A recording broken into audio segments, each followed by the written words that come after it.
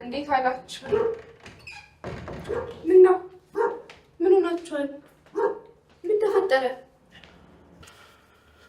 የት ነበርሽ? ቤተክርስቲያን። ምን ነው? ከማን ጋር ማለት? ዮናስ ማለት ግን ማን እንደሆነ ታውቂያለሽ? በቡድን ሆነው ቤተክርስቲያንን የሚነቅፏት የሚተቿት አቋም ይዘው ደግሞ የሚያጥላሏት እሱና ጓደኞቹ እንደሆኑ ታውቂያለሽ? ቆይ የት ነው የተዋወቃችሁት? የትስ ነው የተገናኛችሁት? ስራ ቦታ። ፌቨን በይ፣ ከዚህ በኋላ እዚህ ቤት ስለዚህ ልጅ ጉዳይ ዳግም እንድናወራ አልፈልግም። አቤል ዛሬ ከአባ ጋር አብረን ነበርን እና ሽማግሌ እንደሚልክ ወስን። ጭራሽ በፍጹም የማይሆን ነገር አትናገር ፌቨን። አቤል ዮናስ እንደ ትላንትና አይደለም፣ ብዙ ነገሩ ተቀይሯል። ምን አይነት ሰው እንደነበርም ታውቂ ነበር? አዎ 1-2 ቀን በዚህ ጉዳይ አውርተን ተግባብተናል። አሁን ከኔ የተለየ አቋም የለውም። ምንድነው መተማመኛል? አቤል አውቆ ሊያሙኛት ካልሆነ በቀር ምን አይነት ግትር ሰው እንደሆነ ካንተ በቀር ማንም አያውቀው። ደግሞ የተሻለም እሷም አታውቀው። አዎ አውቃለሁ። ፊት ለፊት ሁሉንም ነገር መጠየቅ እችላለሁ። ፌቨን እኔ ምርጫሽ ላይ ልገባ መንገድሽ ላይ ልቆም አልፈልግም። ነገር ግን በእምነት ጉዳይ 2 ቦታ ከረገጠ ሰው ጋር ቀሪ ዘመንሽን እንድታሳልፊና ልፋት የመና ሆኖ እንዲቀር አልፈልግም። እኔም በእኔ ምክንያት አዝነህ ከፍቶ ላይ አልፈልግም። ደስታን ሙሉ ማድረግ ነው። ይህንንም ላረጋግጥልህ እችላለሁ። ምን ነገር አትናገሪ። ልጁን በደንብ አውቀዋል። አታውቀውም። ዮናስን በማውቀው መንገድ አታውቀውም። ስለዚህ ለእኔ እድል ስጠኝ። አሁን አቤል ዛሬ ከአባ ጋር ሁሉ መስመራችንን ይዘን አንተ ጋር ስለሚመጡ ሽማግሌዎች አውርተን የተለያየ ነው። ካስፈለገም ዛሬ ስለፈለግከው ነገር ጠርቼ ልጠይቀው፣ ልዩን አቋም ካለው እንዲያስተካክል አሊያም ልቶ እድል ስጠኝ፣ ፍቃድንም ስጠኝ። እንዳልኩሽ ነው ፌ የምርጫሽ ላይ ልገባ አልፈልግም። ነገር ግን ቤተክርስቲያንን ከሚያንቋሽሹ አባቶች ላይ ከሚያሾፉ መጽሐፍት ላይ ከሚሳለቁ መካከል ሆነሽ ላይሽ አልፈልግም። በፍጹም እንዳታስበው። እግዚአብሔር ይርዳሽ።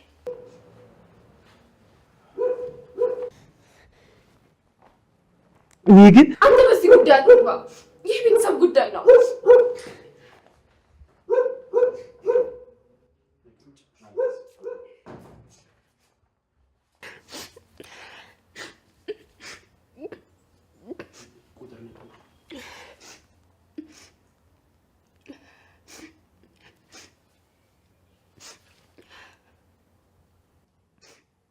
ሄሎ፣ አሁኑኑ እንድንገናኝ እፈልጋለሁ።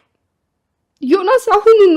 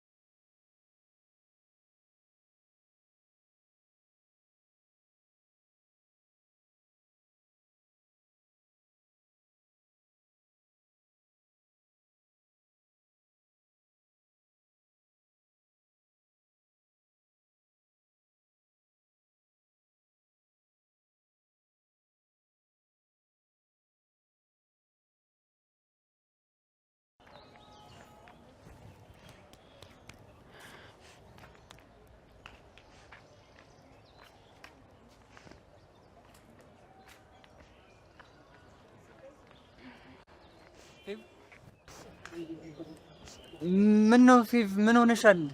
ስለ ቤተክርስቲያን ያለን እውነተኛ አቋም ማወቅ እፈልጋለሁ። ማለትማ አንተና ጓደኛህ ማን ምን አይነት አቋም እንዳላችሁ ምን እንደምታደርጉ ሁሉን ሰምቻለሁ። እናንተ ባነበባችሁት ልክ ቤተክርስቲያን ልትመዝኑ እንደምትሞክሩ ሀሳባችሁን ለሚቃወም መንገድ ስታችኋል ለሚላችሁ መምህር ሆነ ካል የምትቃወሙ ምሉና ንጹህ በሆነች ቤተክርስቲያን ላይ እንከን የምትፈልጉ ቤተክርስቲያንን፣ አባቶችን፣ ቅዱሳን መጽሐፍትን መሳለቂያ ያደረጋችሁ ዋና መንገድ ጠራጊዎች መሆናችሁን ሰምቻለሁ። ፌቭ ቆይ ማን ነው እንደዚህ የሚልሽ? አሁን ትክክለኛ አቋም ማወቅ እፈልጋለሁ። ግን ለኔ እንድትነግረኝ አይደለም እንድታውቀውና እንድትረዳው ነው። እኔ ግን አንተና ስብስቦች በምታስቡት አይነት መንገድ የሚሄድ ሴት አይደለሁም። ነገ እንዲበላሽ አልፈልግም። ባለፈው ብያለሁ፣ በሃይማኖት ጉዳይ ትዳር ውስጥ ሰርቼ የምገባው እንጂ ገብቼ የምሰራው እውነት የለኝም። ስለዚህ እዚህ ጋር እናቁም። አንተም ጊዜ ወስደህ አስብበት። ጥያቄዎችንም ለአባ ሄደህ ጠይቅ። ምናልባት መልስ ካገኘ እንገናኝ ይሆናል። ካልሆነ ግን አንቺም እንዳመንሽ አንተም እንደመንክ የሚል አቋም የለኝም። ቸር ያገናኛል።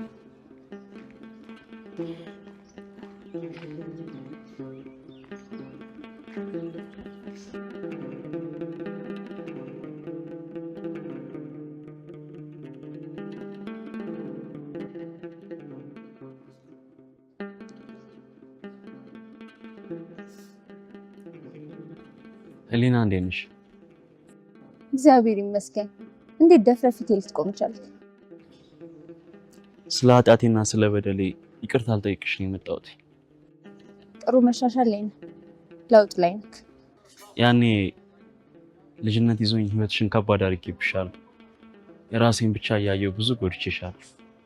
ስለወሰድኩብሽ ጊዜ፣ ስለ ጉስቁልናሽ፣ በእኔ ምክንያት ስለደረሰብሽ መከራ ሁሉ ይቅርታ እንድትይኝ በእግዚአብሔር ስም ይሻል።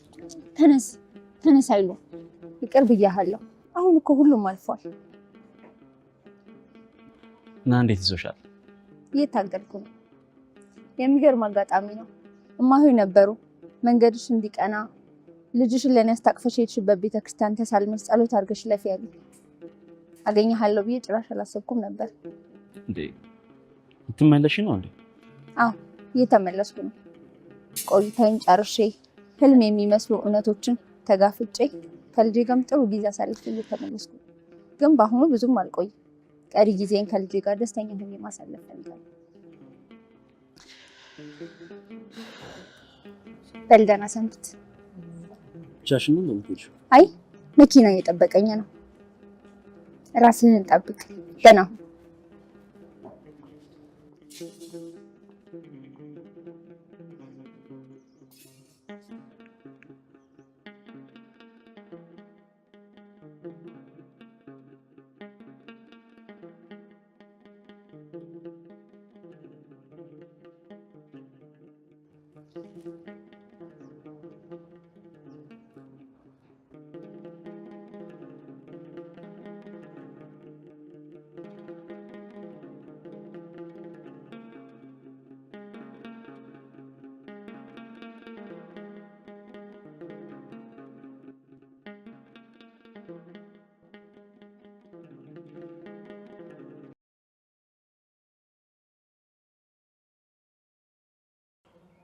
አባቴ አንድም ቀን በዚህ ጉዳይ አውርቶኝ አያውቅም። እንደሚቆጡት ወይም ሀሳቡ እንደማይስማሙ ስለማይቅ ነው እስካሁን ድረስ ዝም ያለው። ታዲያ በዚህ ደረጃ ደብቆ ከአባቱ ጋር እስከመጨረስ ይዘልቃል? በአንቺም ተረጋግተሽ ጥቂት ቀናት ረፍት አድርጊ። ያሰባችሁትን መልካም ሀሳብ እንዲሰምር እርሱንም እግዚአብሔር ልቡን እንዲከፍትለት ጸሎት ማድረግሽን እንዳታቋረጭ። እኔ ደውለትና አወራዋለሁ።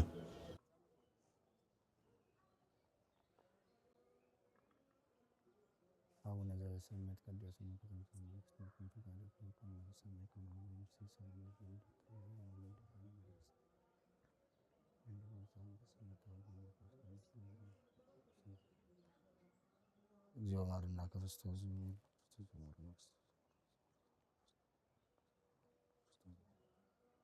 ማይሰራት ያተ እግዚአብሔር ይፍታሽ። እግዚአብሔር ባርክሽ።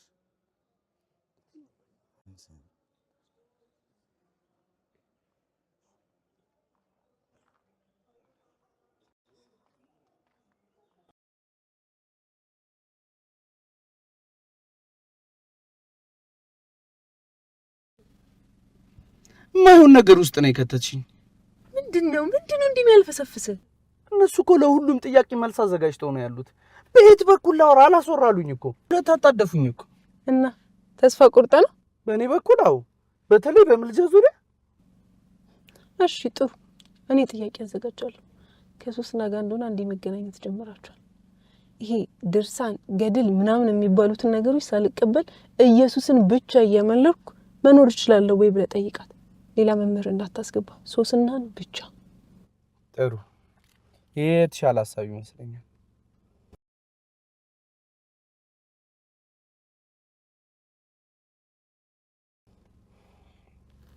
እና ምን አዲስ ነገር አለ አንቺ? እባክህ ልግባ፣ አዲስ ነገር ሲኖር አሳውቀኝ። እሺ፣ ቻው፣ ሰላም።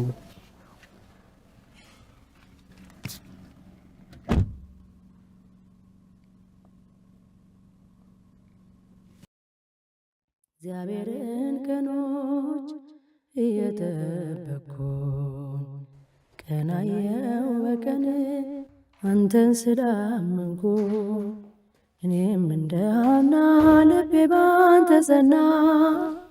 እኔም እንደ ሐና እንዴት አመሸሽ? ይወድ ባዶን የቀረ ደምሽ ቆይ ምን ነው ምንሽ? እንጃ ፊትሽ ላይ ምንም ደስ የሚል ነገር አይታየኝም። የተከፋሽ ትመስያለሽ። እንዴት አይክፋኝ? ከፍላጎት አጉድዬብህ ኦና ቤት ታቅፍ እየጠበቅኩ እንዴት አይክፋኝ? ፍቅራችን ጠፍቶ ደስታችን ሌላ ሰው ጋር ለመፈለግ ስንታገል እንዴት አይክፋኝ? በጣም ነው የከፋኝ። በጣም ነው የከፋኝ እንጂ እንደዚህ አትሁኝ። ልጇን እንደ ልጃችን ልናይ ወደና ፈቅደን ያደረግነው ነገር እኮ ሊያስከፋሽ አይገባም። እናንተ ባል በተፈጠረው ክፍተት እንጂ የሷ ልጅ መውለድ እኔን አላስከፋኝም። አንተን ከኔ ያራቀብኝ፣ የኔ መጉደል አንተን ከኔ ያራቀብኝ፣ እሱን ያስከፋኝ። በፍጹም ካንቺ አራኩም አርቅም። ተይ እንጂ በማንችለው እግዚአብሔር ስራ ገብተን እያሳዘን እንዳንገኝ። አላፈርኩምና ጌታ ይጠብቄ ልቤ ለእግዚአብሔር ጸና። ልቤ ራፍ ደረሰ።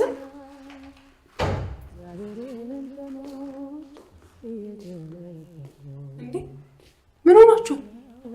አይ ምንም፣ ቁጭ በል ብራ ስላቀረው። እኔም እንደ ሐና ልቤ ባንተ ጸና። ባንተ ጸና። እንዳትታበዩ ክፉአትና ገሩ። እኔ የምልህ ምንድን ነው? ምን ሆናችሁ? አይ ድንገት የሆነ ነገር ሰምታ ነው። ምን አይነት ነገር? ቤተሰብ ታሞ ሆነ? ዝም ብሎ ነገርማ አይመስለኝ። ምንድን ነው ቤተሰብ ታሞ ሆነ? ምንም አይደለም። እና እስኪ እንደው ምን ትንሽ ምጣስጭ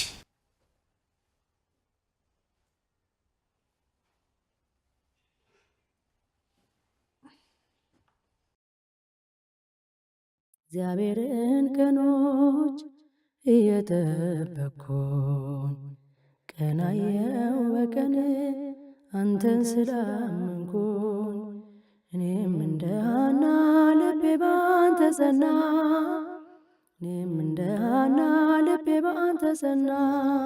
በእርግጥ ለልጅ ጉጉት እንዳለው እኔም አውቃለሁ። ቢሆንም ግን ይህን ያህል ትዳር እስከሚያናጋና የሰው እስከሚያስመኝ ድረስ ግን አግባብ አይደለም። አይዞሽ በርቺ። እኔ ዛሬ ደውልለታለሁ እንዲመጣና አንዳንድ ነገሮች እንድንነጋገር አደርጋለሁ። አንቺ ግን ይህን ከንቱ ጭንቀትሽን ታዩ። በዚያውስ ላይ ደግሞ የቱንም ያህል ብንበቃ የቱንስ ያህል መልካም ነገር ብናስብ እሱ ለኛ ከሚያስበው ላይ መልካም ነገር ማሰብ አንችልም። እኛ ከምናስበው በላይ እግዚአብሔር የሚያስበው ሁሉ ነገር ይበልጣል። ከኛ ይልቅ ሁሌም እግዚአብሔር ትክክል ነው። አላፈርኩምና ጌታዬ ጠብቄ ጸና ልቤ በእግዚአብሔር ጸና ልቤ በአምላኬ ጸና እግዚአብሔርን ቀኖች እየጠበቅኩ ቀናየው በቀን አንተን ስላመንኩ እኔም እንደ ሐና ልቤ ባንተ ጸና እኔም እንደ ሐና ልቤ ባንተ ጸና እንዳትታበዩ ክፉ አትናገሩ። አሁንም አታነሳም። ድሮም ከረር ካሉ ሰዎች ጋር ቁም ነገር መጀመር ከባድ ነው። እንደውም እኔ ሳስበው በእሱ ሀሳብ ሳይሆን በወንድሙ ሀሳብ የምትመራ ነው ይመስላል። እሷ እኮ እንደዚህ ነች። ባለፈውም ሳገኛት የወንድሜን ሀሳብ ተቀበል ካልሆነ በቃ እንደዚህ አይነት ነገር ነበር ትለኝ የነበረው። እስኪ ውልህ ትንሽ እስኪ ያልፍላት ተዋት። በቃ አትደውልላት።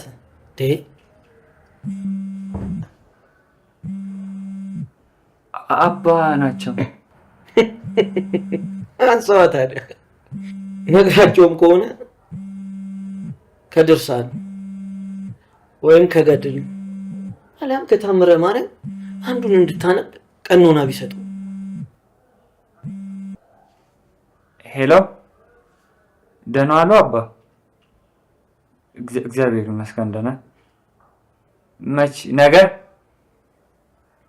እሺ እመጣለሁ። እሺ ደህና ዋሉ። መልካም ቀን። ነገ እንድትመጣ ፈልጋለሁ ነው ያሉኝ። በቃ ነገረቻቸው ማለት ነው።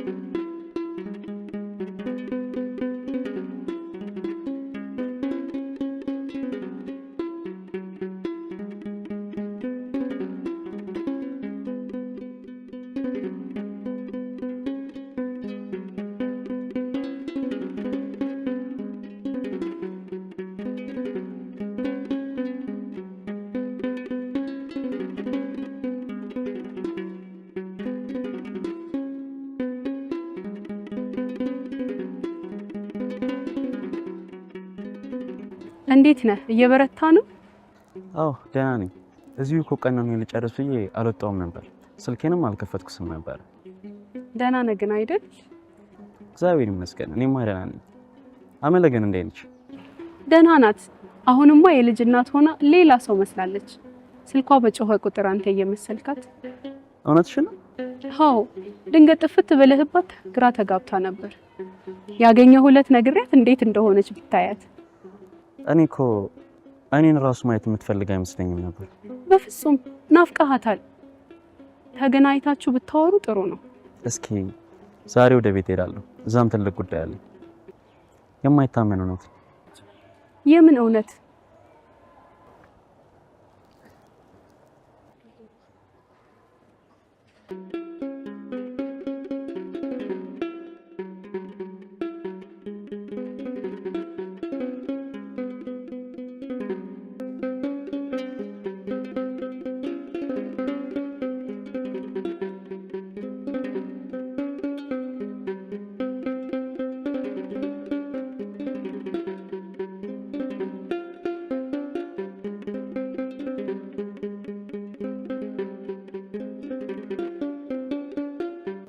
በዚህ ደህና ነሽ? እኔ ምን ሆናለሁ? ድንገት ጠፍተህ አስጨነቀኝ አንተ ነህ። በጣም ይቅርታ አድርጊልኝ እሺ። በዚህ እንዳይለመድ። በጭራሽ አይለመደኝም። ቆይ ምስጋና ላድርስ። ድንግል ማርያም ባለህበት እንድትጠብቅ አማላጅነቷም እንዳይለይ ደግሞ በጤና እንድትመለስ ስለምናት ነበር።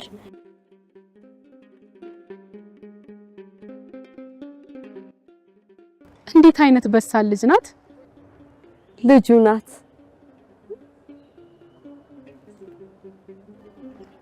ታሪኩ ረጅም ነው። በሰፊው ያጫውትሻለሁ ሌላ ጊዜ።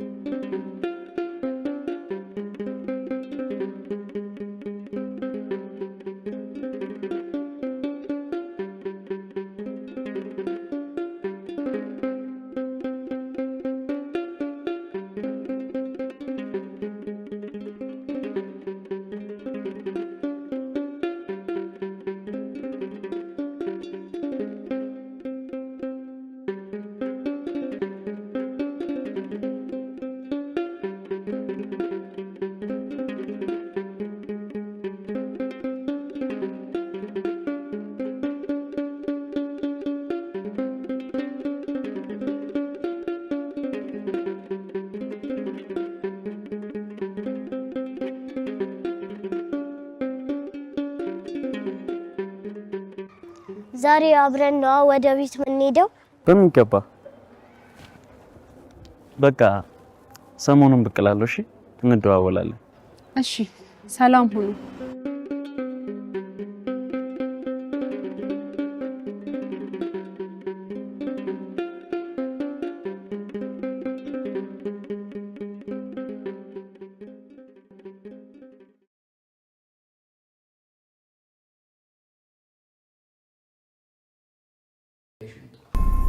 ምን ልንገርህ? አላውቅም ያለሽበትን ሁኔታ ትላንት፣ ከትላንት ወዲያ፣ ዛሬ በቃ የተፈጠረ አዲስ ነገር ካለ ንገሪ። ዘኪ እኔ ኪዮን መለየት አልፈልግም።